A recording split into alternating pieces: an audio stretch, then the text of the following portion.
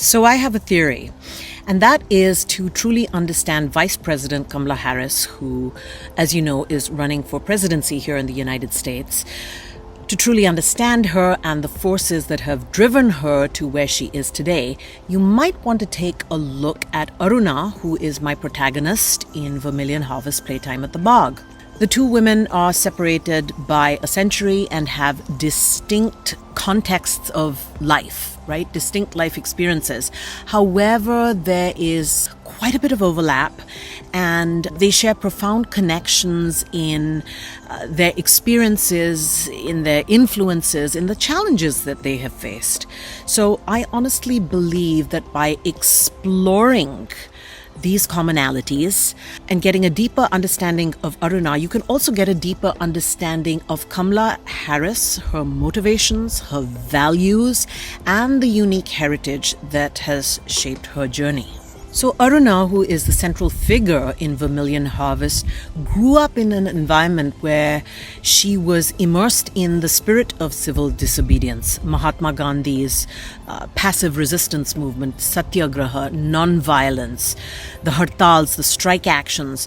For her, it wasn't just a political maneuver, but it was much more of a transformative way which she fully embraced.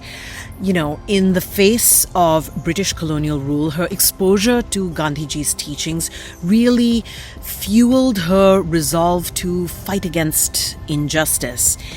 And her bravery in the face of all of this oppression, her unwavering commitment to the cause, in some ways mirrors Kamala Harris's fight for social justice today. Or perhaps I should say it would be the other way around, considering Aruna lived 100 or so years ago. Kamala Harris's life has been profoundly shaped by the idea of civil disobedience, something that was passed down to her initially, I think, from her grandfather in India, P.V. Gopalan, who she says she would walk with in the mornings as a young child. He was very strongly influenced by Gandhian principles of nonviolence, passive resistance, and he would teach the young Kamala about these great heroes and freedom fighters who, were so much a part of the Indian independence movement and responsible for shaping the largest democracy in the world. In Madras, I would go on long walks with my grandfather, who at that point was retired.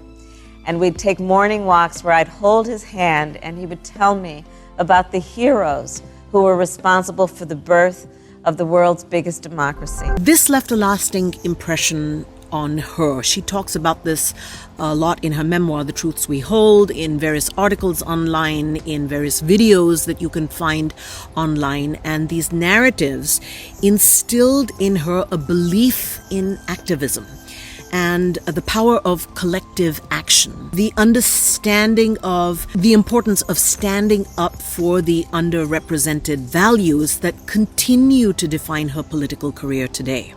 So I would argue that both women, Kamala Harris as well as my protagonist Aruna, are women who believe that real change is driven by those who are willing to challenge the status quo, often at a great personal cost. The second thing that really draws them together is the fact that they both have these formidable mothers. There is a lot of information out there about Kamala Harris's mother, Shyamala Gopalan, who was a pioneering cancer researcher and also an activist in her own right.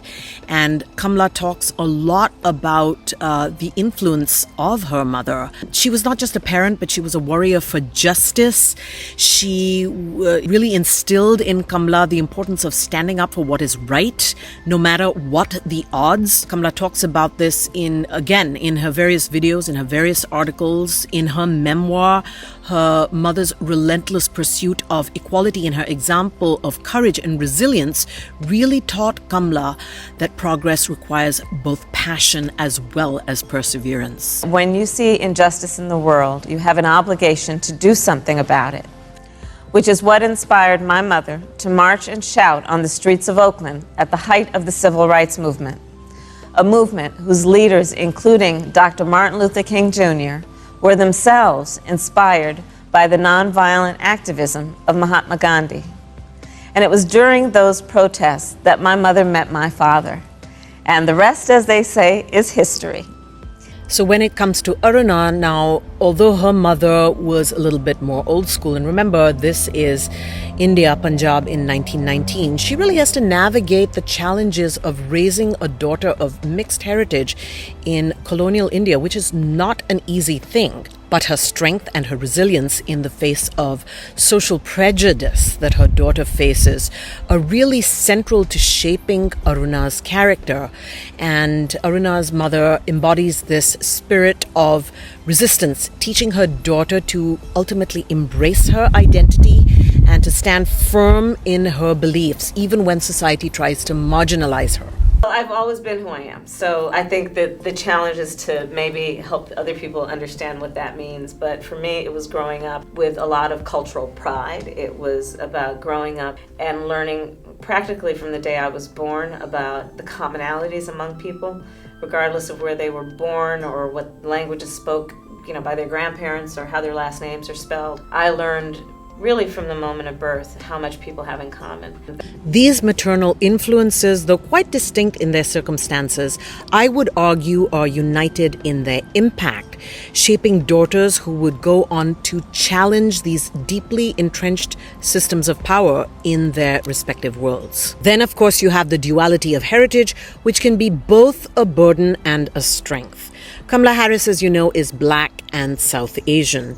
Aruna is Anglo-Indian, half British and half Indian. Anglo-Indians were seen as outsiders, neither fully British nor completely Indian, often leading to a sense of alienation and the struggle to navigate a society that is divided by race and class.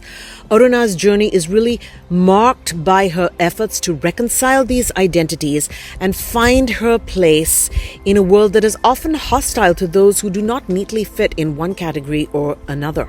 In contrast, Kamala Harris's mixed heritage is a source of strength and pride, particularly in 21st century America, which really celebrates diversity and multiculturalism and mixed identities as integral to its national identity.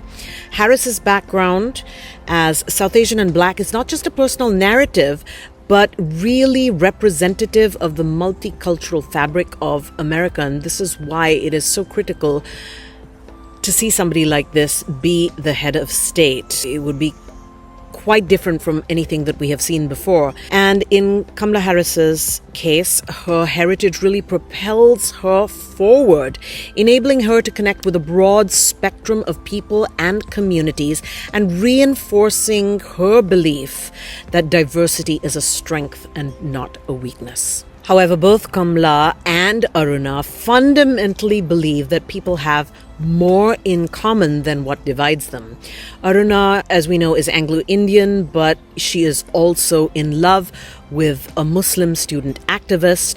And through this relationship, we really see her attempts to bridge those divides in society, advocating for unity amongst different races, different castes, different classes. Similarly, Kamala Harris has always very consistently emphasized the importance of unity in her political rhetoric, emphasizing that the challenges that America faces can really be overcome by recognizing and celebrating that which brings people together, the commonalities that bind people together. So these are the things that I really believe draws them together.